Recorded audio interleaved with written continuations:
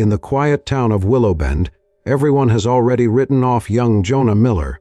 Everyone except a new fifth-grade teacher named Clara McAllister. With a single cupcake on his forgotten birthday, she ignites a spark of hope in a boy drowning in loneliness.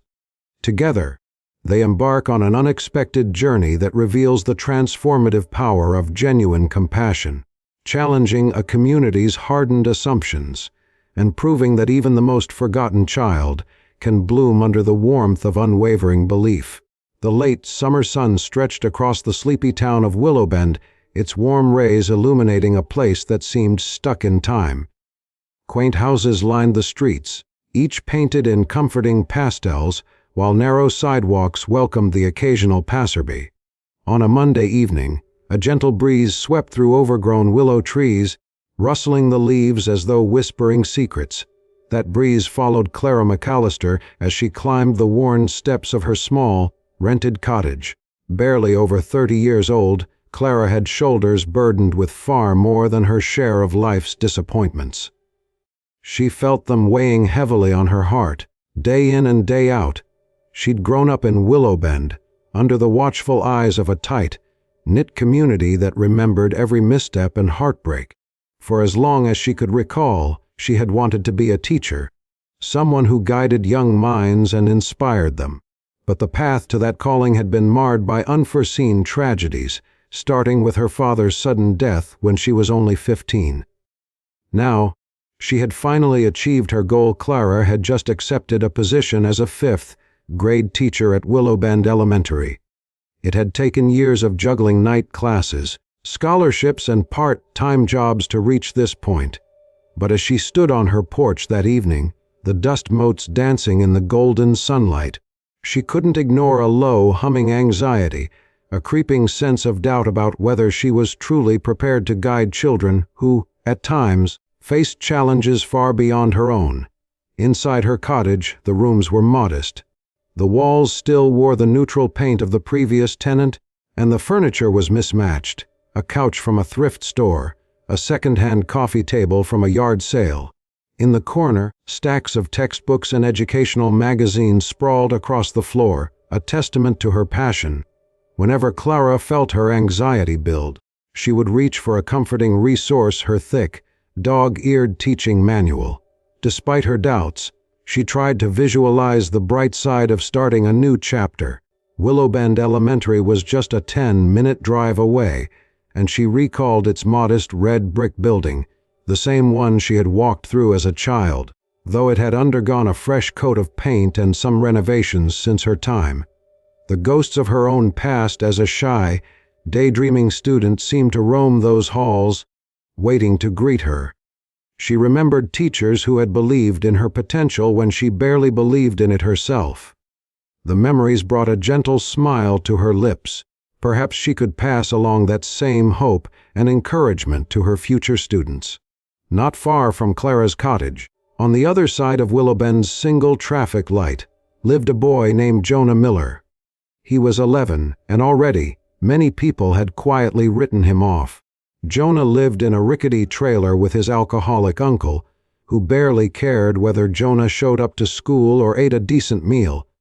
The neighbors kept their distance, whispering that the Millers were trouble. Jonah roamed the lonely streets in tattered sneakers, head lowered, shoulders scrunched up against the world. If you asked anyone around town about him, you'd hear a litany of rumors. He's a lost cause? Or, he'll never amount to anything.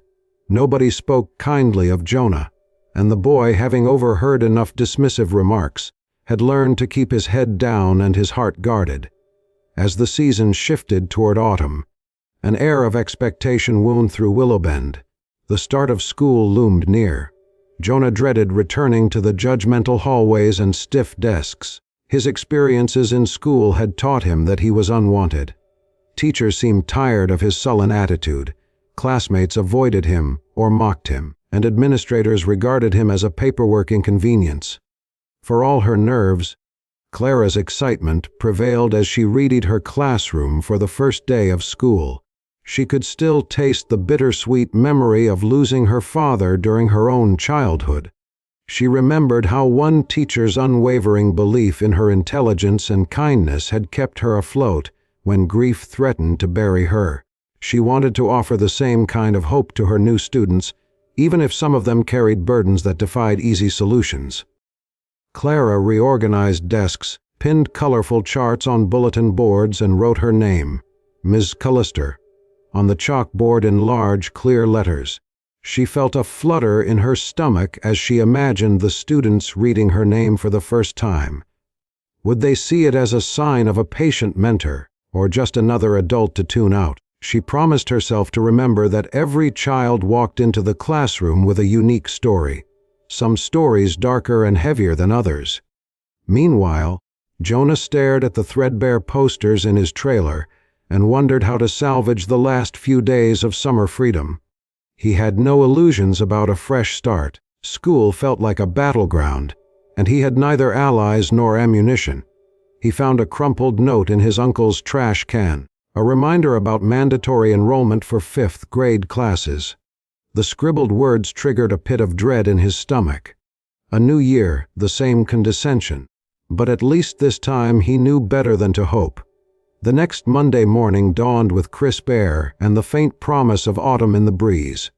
Students, some with brand new backpacks, others with hand-me-down gear, funneled into Willowbend Elementary. A modest sea of children wearing expressions ranging from hopeful to anxious filled the hallways.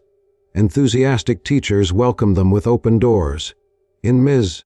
McAllister's room, bright faces peered curiously at their new teacher. Clara stood at the front in a knee-length floral skirt and a plain cardigan, hands fidgeting with a piece of chalk behind her back. She introduced herself, voice trembling just enough to hint at her nerves. She laid out simple rules: respect, kindness, effort. Then she shared a quick anecdote about how school had once been her safe place during tough family times. The students hung on her every word. It wasn't often a teacher confessed personal struggles so openly. Jonah slouched in the doorway, 30 seconds late, wearing an expression that seemed to say he'd rather be anywhere else. He realized with some surprise that Ms. McAllister's eyes flickered with kindness instead of immediate exasperation. She simply nodded and offered, "Welcome, Jonah. Please find a seat." In her greeting, he heard no sigh of annoyance, no note of frustration. It was such a small thing, but it disarmed him more than he cared to admit. The morning lessons went smoothly for most students, though Jonah spent the first hour drawing absent-minded spirals in the margin of his notebook. When the class finally broke for lunch, Ms. McAllister noticed Jonah lingering at the back of the group, shoulders hunched. She approached him gently. "Are you finding everything okay?" she asked, voice pitched softly. Jonah nodded but avoided eye contact. "If you need help with anything, or even just someone to talk to, let me know," Clara added, offering a gentle smile. Jonah shrugged and walked off. He didn't scoff or roll his eyes as he might have done before, but he also didn't open up. He wasn't sure why, but something about Ms. McAllister's tone made him feel that she'd really mean it if he asked for help. The idea was at once comforting and terrifying. By the second week, Clara was settling into a comfortable routine, but she couldn't ignore the tension that shadowed Jonah. He rarely did homework, seemed perpetually tired, and tried to sink into the background during class discussions. The other teachers, quick to notice Clara's concern, pulled her aside during a faculty meeting. "You can't save them all," Ms. Barlow, the 6th grade teacher, told her gently, tapping a pencil against a battered attendance book. "Jonah Miller has a, track record. He's been in and out of the principal's office since he was 7. Most folks assume it's better to let him scrape by and hope he makes it to high school before dropping out." Clara's eyes flickered with indignation she tried to hide. "But he's only 11. How can people give up on him so soon?" Ms. Barlow sighed, looking a little regretful. "It's not that we're heartless, Clara. His uncle's no good either. We've tried interventions, nothing's stuck. Just don't let him consume all your energy. You have other students who need you, too." The words gnawed at Clara. She knew Ms. Barlow meant well, but the notion of systematically giving up on a child, of letting him fade out of school without a fight, seemed impossible to accept. A few weeks later, Clara caught Jonah wandering the hallway after lunch instead of returning to class. She noticed him staring at a glass display case that contained old trophies and photos of distinguished alumni. He glanced over at a fading black and white photo of a baseball team. "That used to be a legendary team around here," Clara said as she approached, her voice careful, not wanting to startle him. Jonah turned slightly, one hand jammed in his pocket. "Why do they keep all this dusty stuff in here?" Clara smiled at the question. "Memories, I guess. They remind us that sometimes people from Willowbend do extraordinary things." She paused, studying the boy's downcast eyes. "Hey, everything okay?" Jonah half shrugged. "Fine," but beneath that single syllable she sensed a roiling sea of pain. Rather than pressing him, she placed a reassuring hand on the glass. "Let's head back to class. If you ever want to talk, or if there's anything you need, I'm here." Jonah nodded, subdued. He followed her back to the classroom without protest, and Clara couldn't help but feel an odd surge of protectiveness for the boy. As autumn wore on, the days grew shorter, the leaves turning brilliant hues of red, orange, and gold around Willowbend. One afternoon, while sorting through the day's math quizzes, Clara noticed Jonah had answered every single question incorrectly, yet she saw doodles in the margins. Little sketches of trees, abandoned houses, and once a figure that looked eerily like a younger version of himself. She decided to pull him aside after class. "Hey, Jonah, hang on a second." He paused, backpack slung over one shoulder. "What?" he asked, sounding cautious. "We need to talk about your math quiz. You left most of the answers blank." Jonah frowned. "I don't get it, okay? I can't concentrate at home."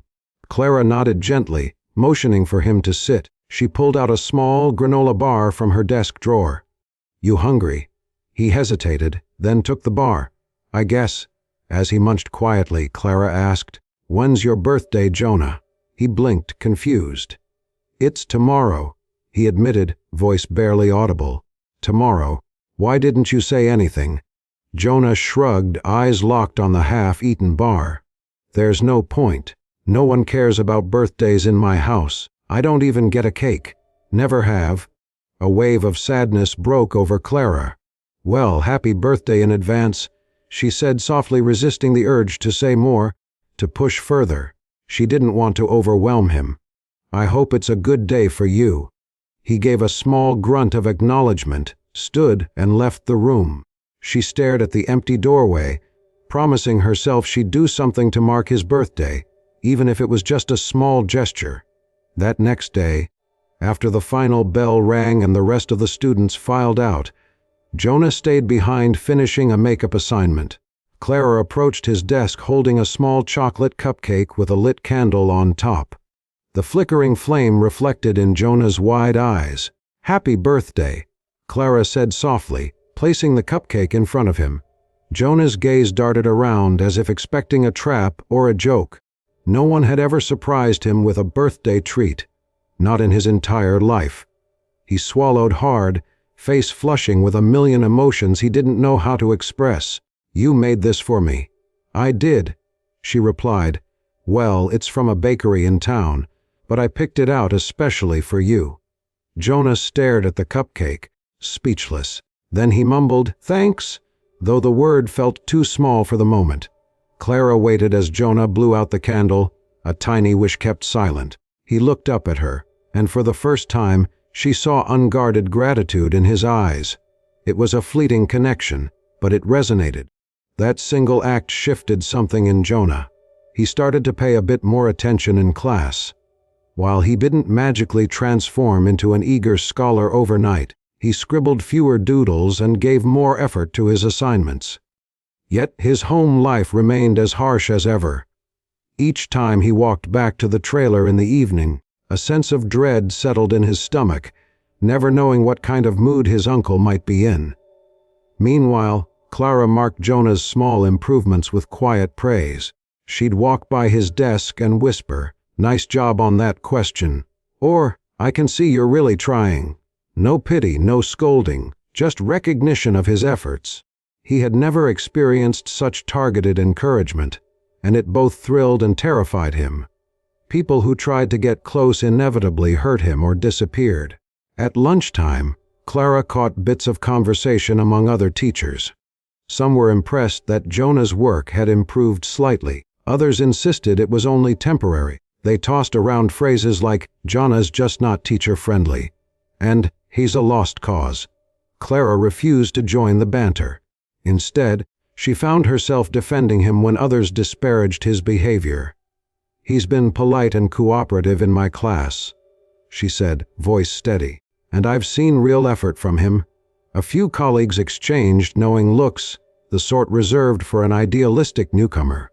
Ms. Barlow, with kind exasperation, suggested, "Just don't get too attached, okay? We've seen this pattern before." A new teacher tries to help Jonah, but the boy falls back into his old ways. "Don't let it break your heart." Clara just sipped her coffee, ignoring the counsel to limit her hope. Quietly, she resolved to keep believing in Jonah, regardless of how many times the world tried to convince her otherwise. A couple of weeks later, as winter approached, Clara decided to stay late to grade papers. The early sunset cast long shadows across the playground, and the classroom felt oddly still.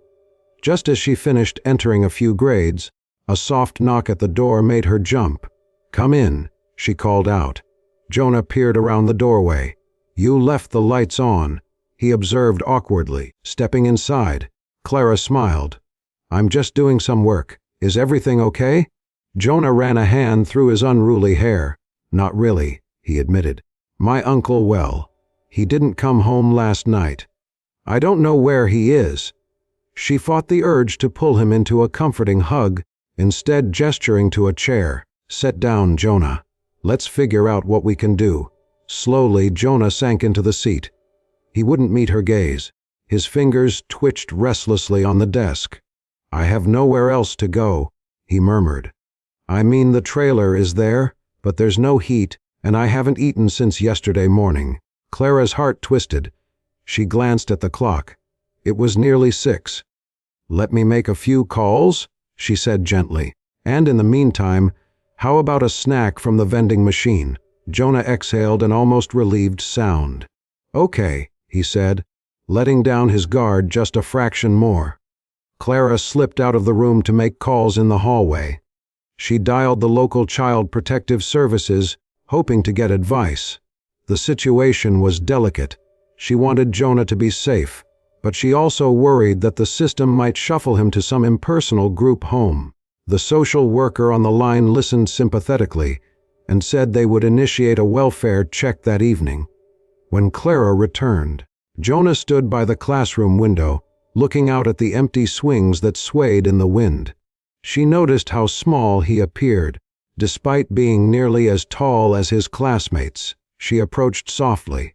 "They're going to send someone by to check on you," she explained, "and I can drive you to a shelter if you'd like." Jonah's face fell. "I hate shelters," he whispered. "I always feel like a stray dog." Clara squeezed her eyes shut for a moment. The image of this quiet boy, battered by the world's indifference, was almost too much to bear. "I understand," she said gently, "but we can't let you stay in a cold trailer alone. Let's figure this out, okay?" He nodded, tears threatening. "I'm sorry," he muttered, "about bothering you." "Don't apologize," Clara said. "I'm glad you reached out. You're not a bother." The gentle conviction in her voice reminded Jonah of the time she'd brought that single cupcake. Another memory he clung to like a lifeline. Later that evening, a social worker named Ms. Larrabee arrived. She and Clara spoke quietly in the hallway. "We don't have many foster options right now, Ms. Larrabee explained, shuffling paperwork. "The best we can do is the overnight youth shelter. If Jonah's uncle reappears, we'll reassess." Clara looked over her shoulder at Jonah, who sat at a desk playing with the straps of his backpack. The overhead fluorescent light cast harsh shadows across his face. "He really doesn't want to go," Clara replied softly, her voice tight with empathy. "I know," said Miss Larrabee, voice tinged with regret. "But we have no choice." Clara glanced at the ground, hesitating. Then she asked the question that had been forming in her mind, her heart pounding. "What if he came home with me for the night, just until we figure out something better?" Miss Larrabee looked surprised. "That's unorthodox, Miss McAllister. There are procedures, and as a teacher, you could be crossing professional boundaries." Clara's instincts warred with caution. She knew Miss Larrabee was right, but her gaze drifted to Jonah. She remembered being his age, alone in her grief after her father died. If she'd been forced into a shelter that night, she might have lost all hope. "One night," Clara insisted, "just until we know there's a place for him tomorrow.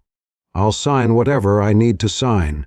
Ms. Larrabee studied her, considering. Finally, she gave a slow nod. "All right, but we need to fill out some emergency custody forms. I'll wait for you in the office." Jonah rode in Clara's car in silence, clutching his backpack. He stared out the window, watching the dim outlines of streets and houses. When they arrived at Clara's small cottage, the porch light illuminated the chipped paint and creaky steps. Despite its modest appearance, it felt infinitely more welcoming than his uncle's trailer. Inside, Clara turned on a lamp, revealing the mismatched furniture. Jonah could see the faint remnants of her dinner, a half-eaten sandwich and a glass of water, sitting on the table. "I'll make you something to eat," she offered, heading to the kitchen. "I have some leftover pasta." Jonah lowered his backpack to the floor. "Thanks," he said, voice quiet. "I can sleep on the couch if that's okay." Clara glanced his way, nodding. "Of course. You can use the shower if you want. I'll grab you some towels." Jonah felt a strange sense of calm in that cottage. Clara's gentle voice, the soft lighting, and the smell of spices in the kitchen made him wonder if this was what a home was supposed to feel like. Warm and safe, without yelling or slamming doors. The two sat at a small kitchen table, steam rising from their plates of reheated pasta. Jonah ate slowly, clearly hungry but cautious. Clara asked him about school, about which subjects he liked and which gave him trouble. "I don't hate math," he admitted between bites. "I just never learned the basics, and when I try to read the questions, all the words blur." Clara's brow furrowed. "Have you had your eyesight checked?" Jonah shook his head. "No, nobody ever took me." She made a mental note to arrange something. "We'll figure it out," she said. "And you don't need to be embarrassed." Jonah gave a small nod, a flicker of hope crossing his eyes. After they finished eating, he surprised Clara by offering to rinse the dishes. "I know how," he told her. "I do them at home sometimes." She didn't point out that it likely wasn't a regular chore, given how Jonah lived. Instead, she watched him carefully rinse each dish, noticing the methodical way he placed them on the drying rack. She realized that beneath his guarded exterior, Jonah sought stability, even in something as simple as washing dishes in a peaceful home. After Jonah lay down on the couch with a borrowed blanket, Clara retreated to her bedroom. She closed the door, sank onto her bed, and released a trembling breath. Her mind buzzed. She worried about losing her job for taking Jonah in. But the thought of abandoning him to a cold shelter, that felt unthinkable. As she gazed at the ceiling, Clara remembered her father's funeral and how one kind teacher had approached her that day, hugging her tight, whispering words of encouragement. In that moment, she'd clung to the teacher's kindness like a lifeboat. Now it seemed she had become that lifeboat for Jonah, however briefly. She whispered a silent prayer. "Help me help him." Clara rose early, tiptoeing into the living room.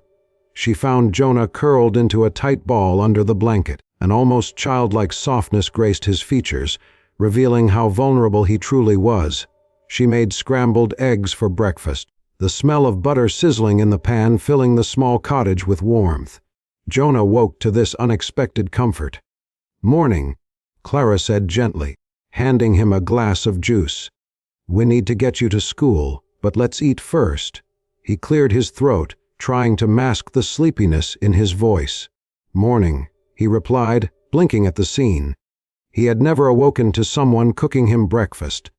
Unsure of how to handle this uncharted kindness, he simply sat and ate in silence, occasionally darting glances of gratitude at Clara. The day passed with a curious hush. A few teachers and staff members had learned that Jonah spent the night at Clara's cottage, and the news spread quickly. Some praised her compassion, while others warned about the risks. Jonah, aware of the chatter, tried to keep his head down, unsure if he should feel ashamed or grateful. Ms. McAllister's presence, however, was unwavering. She offered Jonah the same warm encouragement, with no mention of the previous night's arrangement. He appreciated that she didn't embarrass him by fawning over him or telling his business in front of classmates. Over the next week, Child Protective Services attempted to track down Jonah's uncle. They found him intoxicated in a neighboring town. He faced charges for neglect, and Jonah was temporarily placed in the youth shelter while a more suitable arrangement was made. In the meantime, Clara noticed a new spark in Jonah's eyes. Perhaps it was the memory of a single night of kindness. Or maybe, for the first time in his life, he sensed that someone was truly in his corner. He began to apply himself more fully in her classroom, and one afternoon he even approached her desk. "Ms. McAllister," he murmured, "can we do some extra math practice after school? I'm really behind." She looked up from her stack of papers, eyes shining. "I'd love that, Jonah." Their after-school sessions became an unspoken ritual. Clara would bring snacks, always something simple like apple slices or crackers, and Jonah would tackle problems from a basic workbook she'd purchased for him. She noticed how quickly he grasped concepts once she broke them down. "You're smarter than you think," she remarked one evening after he solved a tricky fraction problem. Jonah shrugged, a ghost of a smile tugging at his lips. Maybe. This budding confidence began to spill over into other areas. In group discussions, he'd timidly raise his hand. He offered to help other students put away books. It was as though someone had opened a window in his sealed-off heart, letting a breeze of possibility blow in. One chilly afternoon, just before Thanksgiving break, Clara was called into the principal's office. Principal Santos, a stern but fair woman, waited behind her desk. She wasted no time. "Ms. McAllister, I've been hearing good things about your dedication to Jonah Miller, but I must remind you of our professional boundaries and the rules regarding direct guardianship of students." Clara swallowed hard, bracing herself. "I understand. Principal Santos." The principal rested her folded hands on the desk. "You've done more for Jonah than many others have attempted. I don't want to discourage you, but I need you to be cautious. If this continues, you could face scrutiny from the district or even from Child Protective Services." Clara felt the sting of tears behind her eyes but blinked them away. "Yes, ma'am. I only want what's best for Jonah. He needed help, and the system doesn't always provide timely support. I couldn't just let him freeze." Principal Santos sighed, her tone softening. "I do understand. Keep me updated and please follow protocol. If you need any official support or resources, come to me." Despite Jonah's recent progress, life remained fragile for him. At the youth shelter, he slept in a bunk bed in a crowded room. He tried to keep up with schoolwork, but the chaotic environment took a toll. One evening, Clara received a call from the shelter staff reporting that Jonah had run away after a fight with another boy. They asked if Clara knew where he might go. Panic clawed at Clara's chest. Without hesitation, she grabbed her car keys and drove through the dark streets, checking all the spots Jonah might frequent: the rickety trailer, the park, even the school playground. Finally, she found him huddled beneath a bridge near the old railroad tracks, the cold wind biting at his cheeks. "Jonah?" she called, her voice echoing. He looked up, fear and guilt sketched across his face. "I can't stay at the shelter," he muttered, eyes shining with unshed tears. "Come on," Clara pleaded, extending her hand. "It's freezing, let me take you back." Jonah stood, hugging himself for warmth. "I hate it there. Everyone's messed up. I can't think straight." Clara's eyes glistened. "I know it's hard, but running away isn't safe. We'll figure something out, okay? I promise I won't abandon you." He relented, reaching for her hand. She led him back to her car, tears burning in her own eyes at the stark vulnerability of this boy who had nowhere he truly belonged. The next morning, Clara marched into Principal Santos's office, her face set with determined resolve. "I want to apply for temporary foster custody of Jonah," she announced. The principal's jaw slackened slightly. "That's a significant step, Ms. McAllister." "Are you sure?" "You're a single teacher, you have limited finances." Clara's chin lifted. "He needs a home, not just a bed in a shelter. I can provide that, even if it's not lavish. And I'm willing to follow any guidelines, training, or oversight." Principal Santos leaned back, her gaze thoughtful. "You realize you might face scrutiny from the school board. Some might question your objectivity as his teacher."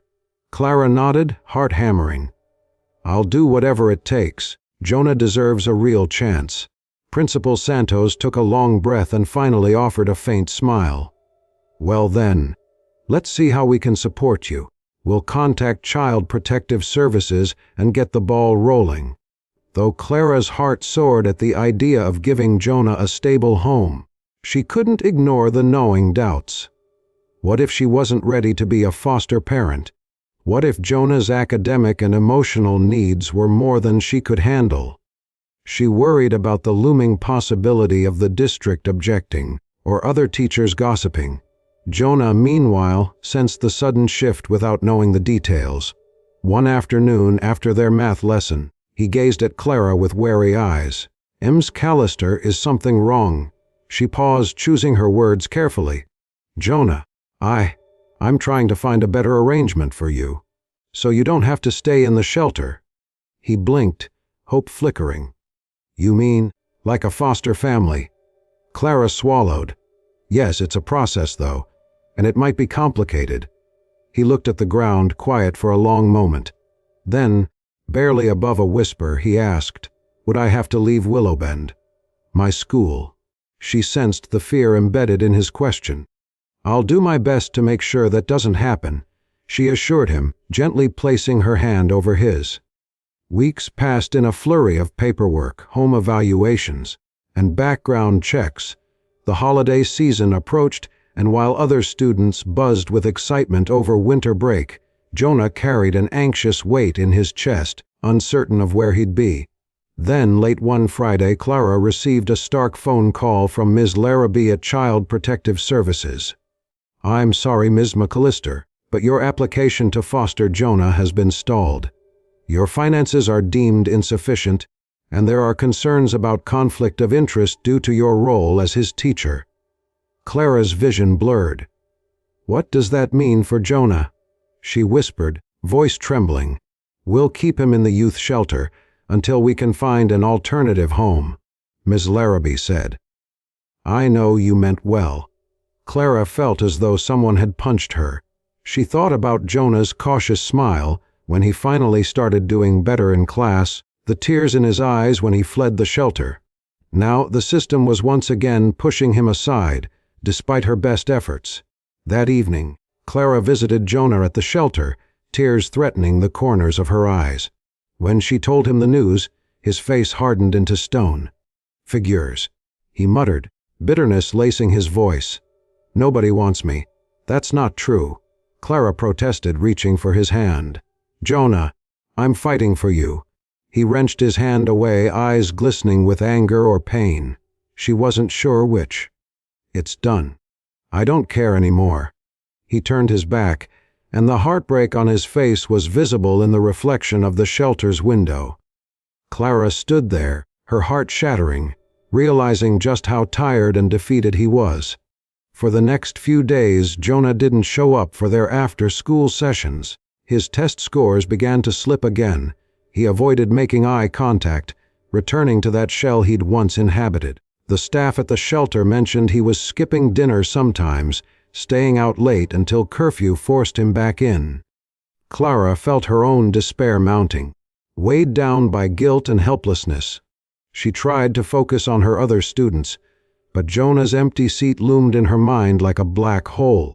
She questioned whether to keep pushing or to let him be. One afternoon, she found him alone in the hallway, gazing at the same glass display case of old trophies. He didn't flinch when she approached. "What do you want, Miss McAllister?" he asked, voice monotone. She swallowed, forging her courage. "I'm not giving up on you," she said quietly. "I need you to know that. Even if the system won't let me foster you right now, I'm here." Jonah finally turned, raw pain in his eyes. "Why?" Clara exhaled, tears threatening.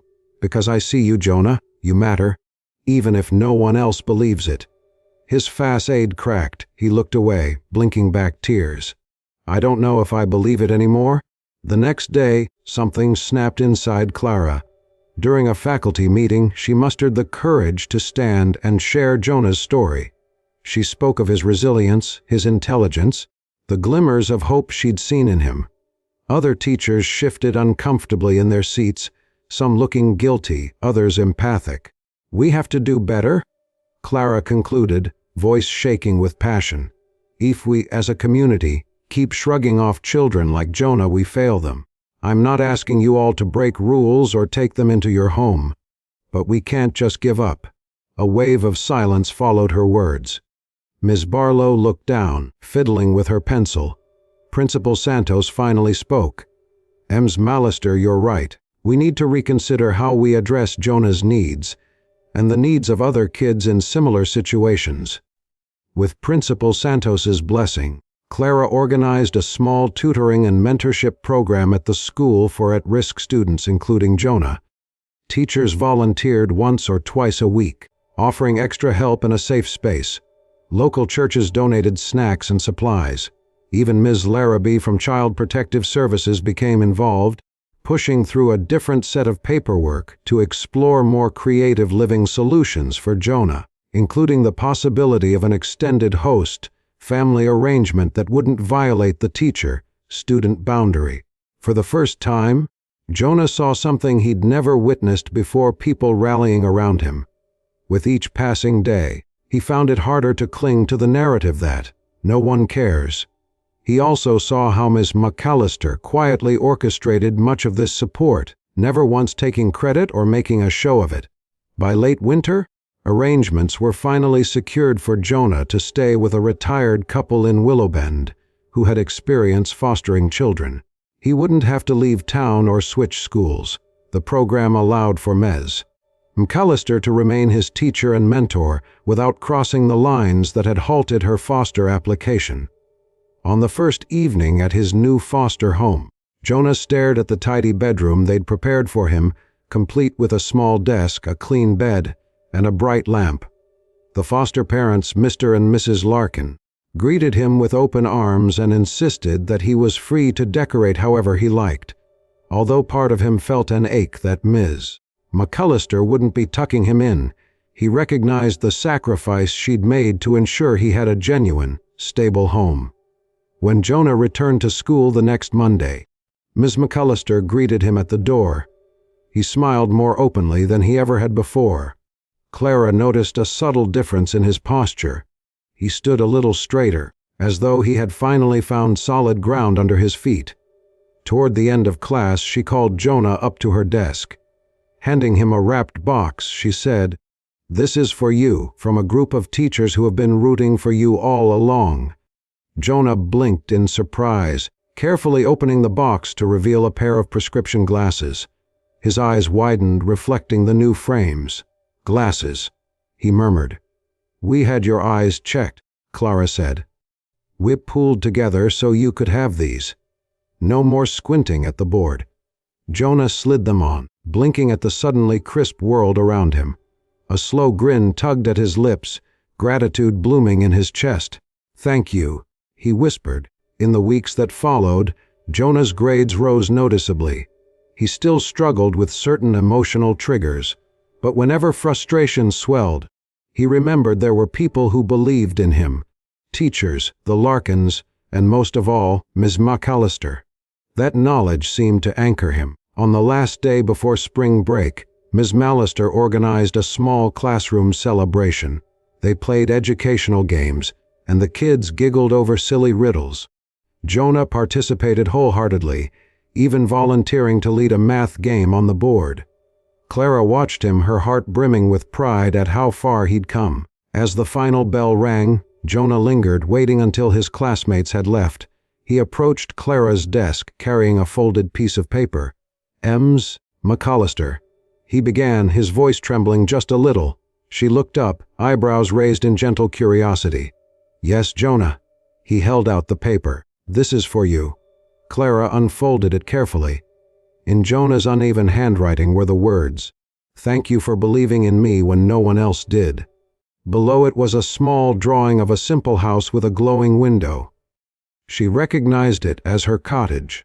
She pressed her hand over her heart, tears welling. "Jonah, this means more to me than you know."